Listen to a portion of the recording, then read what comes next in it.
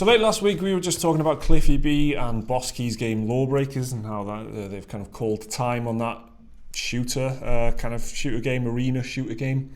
They've just ended it. They've ended development. It's only been out for about 7 months and they've calling time on it and they're just moving on to another project. And that was the end of last week, kind of Friday, Thursday. And the beginning of this week, April the 9th, they announced... what was it called?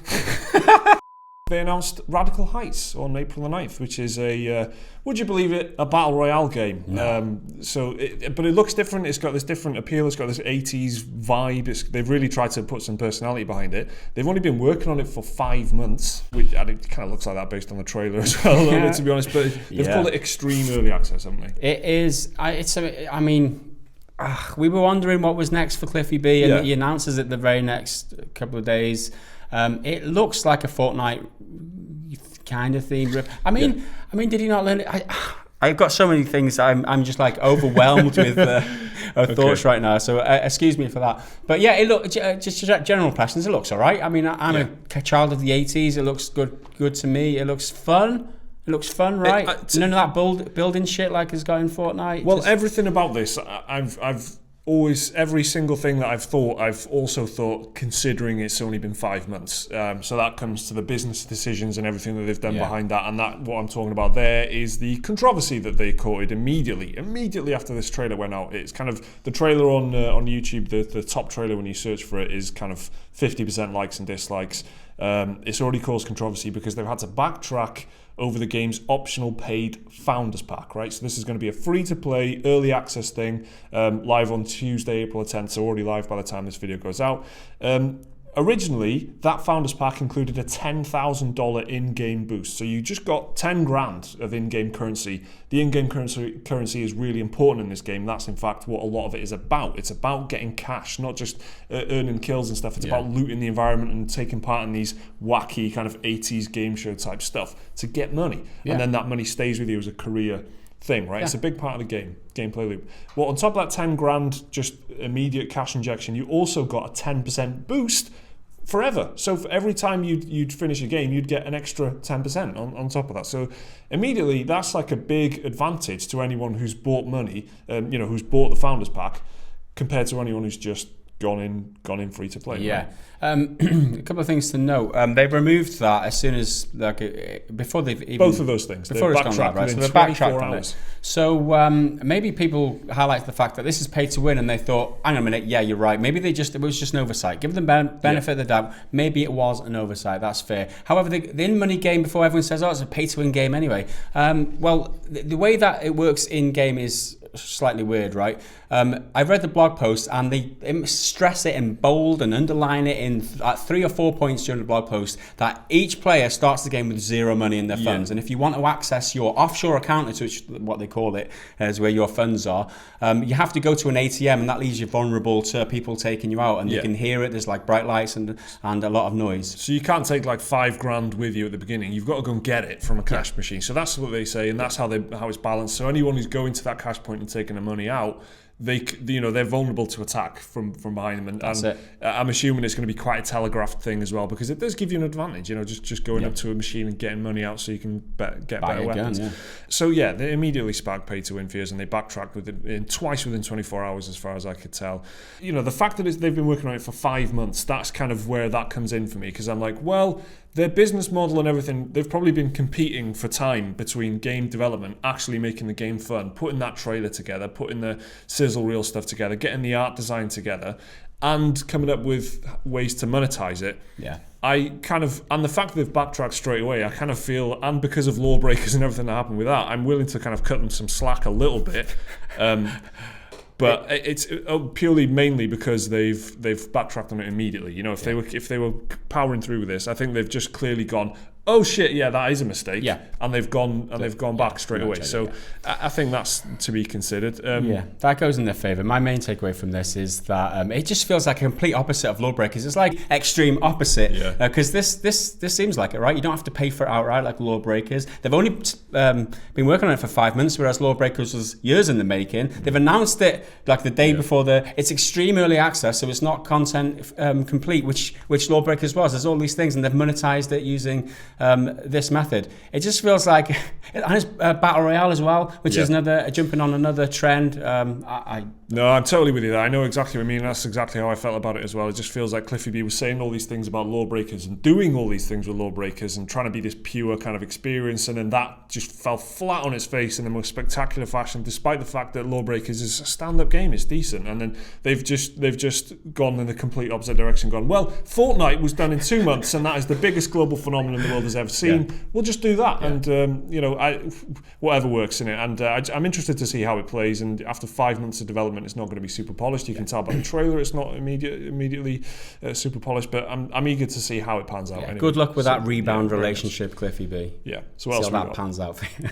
Right, what else we got? Okay, so God of War is being released on April the 20th, and some Reddit user has come up with some leaked images of he's got his hands on a copy of the game. So this is like 2 weeks or like 10 days before the game is released. So Reddit user Kamar7856 has posted some pictures. A couple of interesting facts has come out from it. It's a 50 gigabyte install.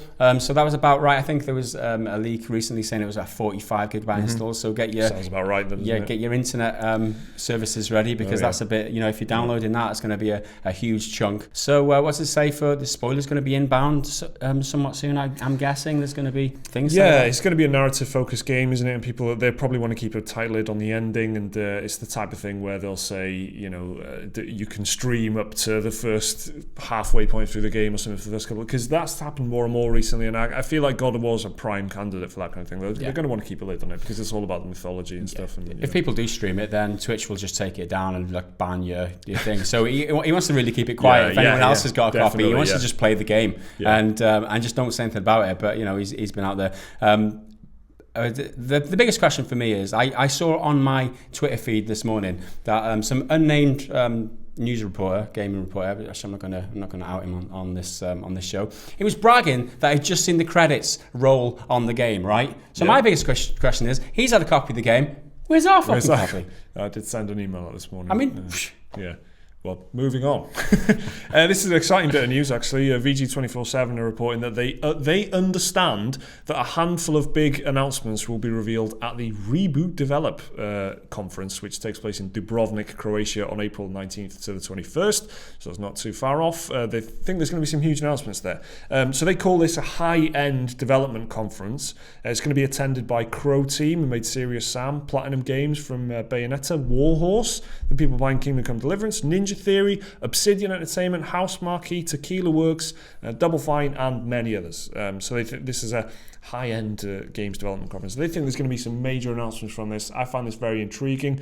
VG247 reckons maybe a Serious Sam 4 is on the agenda. There's no schedule, there's no full lineup or anything as of yet. This is just kind of word of mouth, sort of unofficial rumour reports type stuff. But there's going to be over 100 speakers at this conference, a lot of game developers, a lot of talented game developers in one place, and I think it's going to be a great idea for someone the scale of Ninja Theory or Warhorse or Obsidian to announce something here rather than E3, where you can easily just get overshadowed by the Rockstars and the Bethesdas and all that. So I think it's probably a good shout that something big is going to get announced from these studios there, and it's definitely one to keep an eye on. And that's all I'm saying. It's April 19th to the 21st. Yeah, there's a lot of big names there. A lot of big names. So you thought if you're interested in any of those companies, those developers, which I'm interested in a lot of those, like Obsidian, Ninja Theory, like anything from them would be a good news. And like you said, if they needed a chance to get a platform and not get drowned out by everyone else, it'd be a great opportunity. And we're more excited than you guys, probably because we cover news and stuff. So any little tidbits from here, it's great for us. So don't be surprised if there's some major announcements coming out of that. Definitely want to keep an eye on. We're definitely looking out for that. So moving on, we don't really do kind of what do you call it? Gossipy. Scandal. We've never covered Jake Paul before, so I thought, drama. Why not start now? Why not start right now? Everybody's switching off already, but bear with me. Okay, Jake Paul's made the switch to Twitch. And that was an unintentional rhyme. So he started streaming for the first time with Summit1G. He's a huge streamer on Twitch. 3 million followers on Twitch. One of the big names, right? Playing Fortnite on Saturday night. Summit1G, you got backlash, right? So old fans were losing their shit, saying things like, I hate that Disney... You're going to have to beep that, whoever. I hope KSI beats his ass. Relating to some sort of, like, is it boxing matches I'm with KSI? Right. You probably don't know, do you, man? No. For any of you guys following this, you probably know better than me.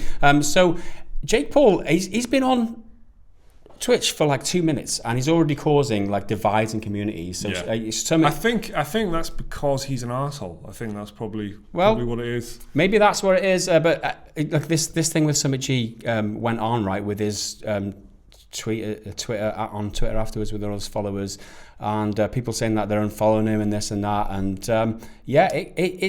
it's kind of a, you know... It's so weird for a guy to be that huge and have that many viewers and everything, and people following what he does and be that kind of headline grabbing name, but he can cause huge rifts just by being involved in something. Yeah. Like, people really don't like him, and it's a strange to have a figure that's that. Just, you know, a guy who's meant to be just messing around online and whatever, that's what his thing is. Yeah. It can be that divisive, you know. It's a weird thing, I think. Yeah, and that said, you know, it's just a gossipy little thing that, you know, some people might be interested in because they do follow Twitch. It's just a little he said, she said thing, largely irrelevant. But the main takeaway is, you know, the best place on Twitch right now is Pretty Good Gaming. Yeah, definitely guaranteed no Jake Paul presence. No Jake Paul, no controversy. Upsets, you know, if the idea of Jake Paul invading your favourite Twitch streamers, you know, it's not going to happen here. So. The schedule is Monday, Wednesday, Friday, 3 p.m. GMT for 2 hours. Yeah. Mike and I and Jake, whenever he's available, we do awesome streams on Twitch. So, you know, forget all that controversy and all that gossip and nonsense. Why don't you learn some map editing? Map editing is what we did on Monday. It was good, man. It was good. Sweet. So, yeah. With that said, that's the end of the show. Thanks a lot for watching. Thanks for listening. We'll see you next time. Horrible place. This is real simulator, this game. Literally apart from real they're simulator. not this well dressed. This is a cat tail. So my parents would be proud. There you are. You can check out my cosplay channel at Kitty Jake XOXO. What is she doing? What is she doing now? Hey, happy